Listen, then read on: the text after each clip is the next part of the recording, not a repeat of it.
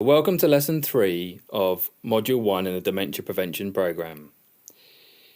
In the last lesson I showed you how to tell the difference between the typical signs of healthy aging and those you experience with dementia. In this lesson I'm going to describe the different types of dementia and their signs and symptoms. It's really important to say that if you're worried that you or someone else is showing the signs or symptoms of dementia, you should speak to your GP or physician to get professional medical advice. The content in this course should not be used to replace professional medical help.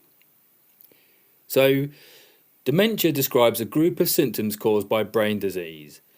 And there are a number of different brain diseases that cause dementia. It affects memory, thinking, decision-making, and social ability severely enough to interfere with daily life. And in this lesson, we're going to describe and distinguish the different brain diseases that cause dementia symptoms. There are actually 100 different types of dementia, but we'll only consider the 4 most common types here, which account for the vast majority of dementia experienced by most people. Okay, so let's start with by far the most common cause of dementia and the one that most people are familiar with, Alzheimer's disease.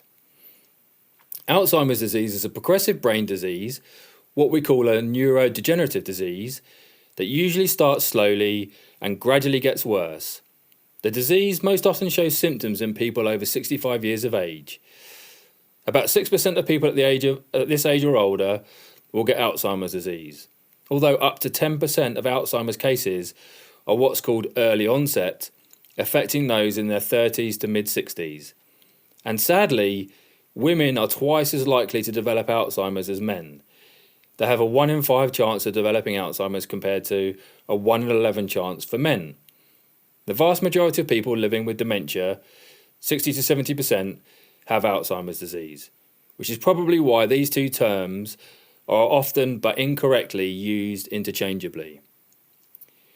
So what are the symptoms of Alzheimer's disease? Well, the disease typically progresses through 3 phases. So phase 1, the preclinical phase, this is where people don't actually experience any symptoms. And then you have phase 2, called mild cognitive impairment, where people experience very mild symptoms that don't interfere with everyday activities. And phase 3, what we call Alzheimer's dementia, where people progress from mild to moderate to severe symptoms that interfere with daily activities. How long people spend in each of these phases varies, and the length of each phase is influenced by things like age, genetics, gender, and other factors. Okay, so let's just have a little closer look at these different phases of Alzheimer's. So people in the earlier part of this first phase, the preclinical Alzheimer's disease phase, have no symptoms and appear normal and unaffected.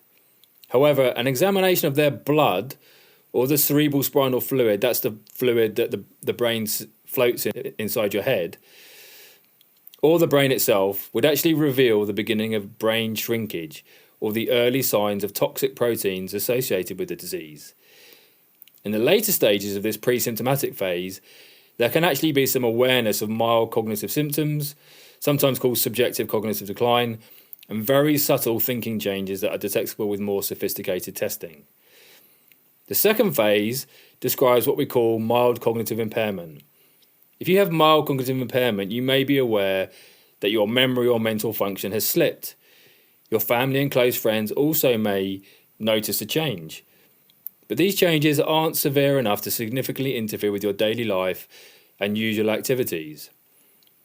And as we've mentioned in previous lessons, your brain, like the rest of your body, changes as you grow older. So many people notice gradually increasing forgetfulness as they age.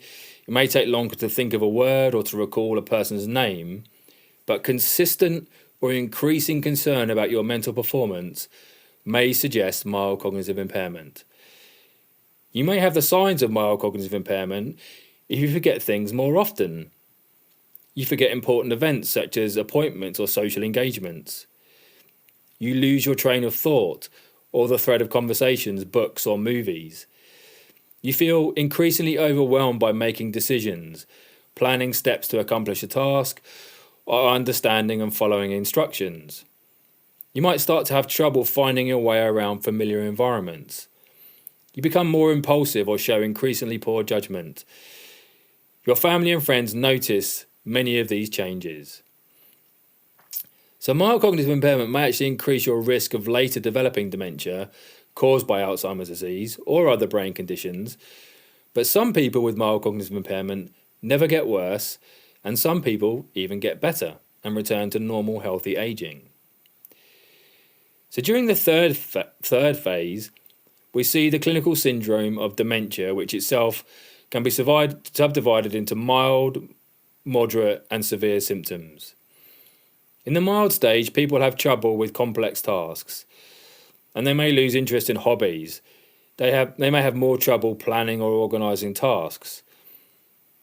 The more common as the challenge of relating to others is more challenging and stressful, a person with mild Alzheimer's dementia can make more mistakes, misplace objects or lose track of the date. The moderate stage of Alzheimer's dementia includes more advanced symptoms. People in this stage forget details about their own history. They need more help with basic activities of daily living, such as dressing and maintaining good personal hygiene. Their personalities may show disturbing changes, such as more anxiety, suspiciousness, or irritability.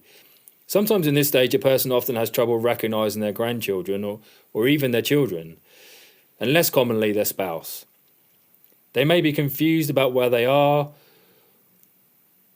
Wandering can sometimes be a problem, and bladder and bowel control are often affected. In the severe or late stage of Alzheimer's dementia, a person is totally dependent on others for basic functions such as feeding and toileting. 24-hour care is usually necessary, and familiar people are no longer recognised. The severe stage often includes problems with basic communication skills, interfering with the person's ability to understand others or express their needs. It is in this severe stage that a fall or infection may lead to life-threatening complications. Okay, so let's move on to vascular dementia, the second most common form of dementia. It's caused by damage to the vessels that supply blood to the brain. These blood vessels problems can cause strokes or damage to the brain to produce dementia symptoms.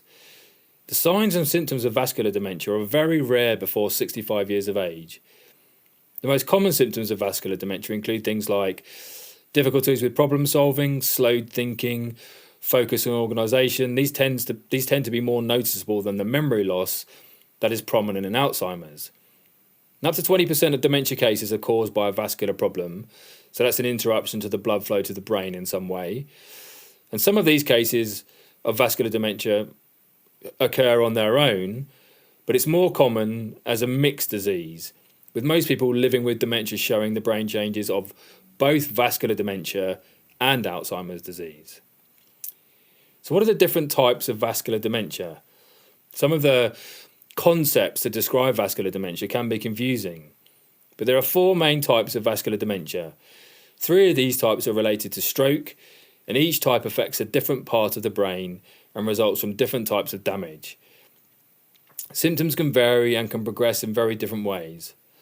So, single infarct dementia happens when an area of brain cells have died from a lack of blood supply. This typically happens when a blood vessel is blocked by a blood clot. Multi-infarct dementia generally occur after a person has had a series of mini-strokes. These mini-strokes cause tiny spots of damage scattered throughout the brain. Subcortical dementia is the most common type of vascular dementia. This is caused by diseases of the very small blood vessels that lie deep in the brain. These small vessels develop thick walls and become stiff and twisted, meaning that blood flow through them is reduced or blocked. A mixed dementia is when a person experiences both vascular dementia and Alzheimer's disease at the same time. This can also incorporate other types of dementia as well, and the symptoms of one of the two types tends to be more apparent. The dominant type will determine the course of treatment. So vascular dementia will generally get worse, although the speed and pattern of this decline will vary depending on the different underlying cause and from person to person. Symptoms may develop suddenly after a stroke in single infarct dementia, Multi-infarct dementia progresses in a step way, with long periods when symptoms are stable and periods when symptoms rapidly get worse. Subcortical dementia symptoms will occasionally follow this step pattern as well, but tend to develop more gradually over time as the disease progresses. And mixed dementia symptoms typically include both the memory loss we see in Alzheimer's and the characteristic symptoms of vascular dementia. But unlike the early stages of Alzheimer's, memory loss is not usually the main early symptoms of vascular dementia. Early symptoms include things like problems with planning or organising, difficulty following directions such as when cooking or driving, feelings of slowness or confusion, trouble concentrating, difficulties with speech. It's also common to experience mood changes such as apathy, depression, anxiety, and rapid mood swings, and usually extreme highs and lows as well. As vascular dementia progresses, people living with this disease are likely to develop severe confusion or disorientation and memory loss. They'll very likely become irritable, agitated, and even aggressive. Their sleep will be disrupted, and they will experience delusions as well, believing things to be true that are not based in reality, and sometimes hallucinations, that's seeing or hearing things that don't actually exist. In the very late stages of the disease, they become less aware of what's happening around them, have difficulties walking or eating without help, and become increasingly frail. So the third most common type of dementia is what we call Lewy body dementia, sometimes called dementia with Lewy bodies. This is a complex and challenging condition which can often be mistaken for Alzheimer's disease in the early stages and diagnosed incorrectly. It's caused by abnormal clumps of proteins called Lewy bodies gathering inside brain cells, affecting how the brain functions. The typical age for developing Lewy body dementia is actually much younger than other forms of dementia, between the ages of 50 and 85, although it can occur outside these ages. Men are at least twice as likely to develop this disease, and between 10 and 15% of all dementias are caused by the presence of Lewy bodies. The signs and symptoms of Lewy body dementia include things like visual hallucinations, which may be one of the first symptoms, and they often periodically repeat as well. Movement disorders such as the signs of Parkinson's disease, including things like slowed movement, rigid muscles, tremor, or a shuffling when walking. Poor regulation of bodily functions because of impairment to the part of the nervous system which regulates things like blood pressure, your pulse, sweating, and digestion. Thinking problems similar to those of Alzheimer's disease, such as confusion, poor attention, visual spatial problems, and memory loss. So sleep difficulties such as rapid eye movement, behaviour disorder, which can actually cause people to physically act out their dreams while they're asleep. Fluctuations in attention, so things like episodes of drowsiness, long periods of staring into space, long naps during the day, or disorganised speech are also possible. People also experience depression at some time during the course of the illness, become apathetic, and lose their motivation. Lewy bodies are also found in other brain disorders, including Alzheimer's disease and Parkinson's disease dementia. Many people with Parkinson's eventually develop dementia-like problems and thinking and reasoning, and many people with Lewy body dementia experience Parkinson's movement symptoms such as hunched posture, rigid muscles, a shuffling walk, and trouble initiating movement. This overlaps in symptoms and other evidence suggests that Lewy body dementia, Parkinson's disease, and Parkinson's disease dementia may actually be linked to the same underlying brain abnormalities. We'll finish up with a relatively uncommon group of brain disorders called fronto-temporal dementia, sometimes called Pick's disease, which primarily affects the frontal and temporal lobes at the front and the sides of the brain. These parts of the brain which control decision-making, behaviour, emotion and language gradually degenerate over time, but it's not clear what causes this atrophy in the brain. It's often misdiagnosed as a psychiatric problem or as Alzheimer's disease. But frontal-temporal dementia tends to be more common in younger people than Alzheimer's disease. Frontal-temporal dementia often begins between the ages of 40 and 65 and accounts for less than 5% of all of the dementias. Based on the distinct patterns and signs and symptoms, there are 3 different types grouped together under the label frontal-temporal dementia.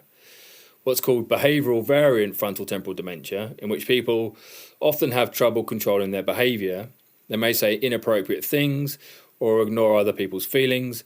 It may affect how a person deals with everyday situations, affect language or thinking skills, Unfortunately, people rarely notice these things themselves. People with the semantic variant, primary progressive aphasia, have increased trouble understanding the meaning of words, finding words, or naming people and objects. And as time goes on, their word comprehension gets worse, and they may eventually have a hard time understanding conversations.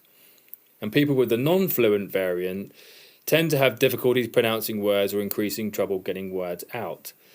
Their speech may sound slurred or their voice may change, and they may have more trouble putting sentences together, and they eventually begin to speak slower and slower. So what are the symptoms of frontal-temporal dementia? Well, they start gradually and progress steadily, and in some cases rapidly. They vary from person to person depending on the areas of the brain involved. But common symptoms are things like dramatic personality changes, socially inappropriate behaviour, impulsive or repetitive behaviour, impaired judgment, a lack of empathy for other people, decreased self-awareness, and emotional and social withdrawal from others. People with this condition find it difficult to use or understand language, and this may include difficulty naming objects, expressing words, or understanding the meanings of words. They hesitate when they speak and speak less frequently. They're easily distracted from whatever they're doing. They have trouble planning and organising things. Their mood changes frequently and they can be agitated.